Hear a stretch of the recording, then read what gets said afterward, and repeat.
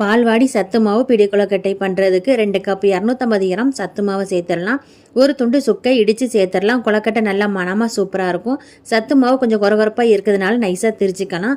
1.5 teaspoon வறுத்த எள்ளு, 3 table spoon நாட்டு சக்கரை. இதோட அளவு 45 கிராம். நார்மலான இனிப்பு இருக்குது. இனிப்பு அதிகமாக வேணும்னா இன்னும் கொஞ்சம் சேர்த்துக்கோங்க. 4 டேபிள் ஸ்பூன் சின்ன துண்டா நறுக்குன தேங்காய் சேர்த்து நல்லா கலந்து விட்டுறலாம். சுடு தண்ணியை கொஞ்சம் கொஞ்சமாக சேர்த்து நல்லா கலந்து விட்டு மாவை நல்லா பிசைஞ்சிக்கலாம். கொஞ்சமாக ஏலக்காய் பொடி சேர்த்து பிசைஞ்சிக்கலாம். 1 டீஸ்பூன் நெய் ஊற்றிடலாம். மாவு சரியான பதத்தில் இருக்குது. கொழுக்கட்டை பிடிச்சிக்கலாம்.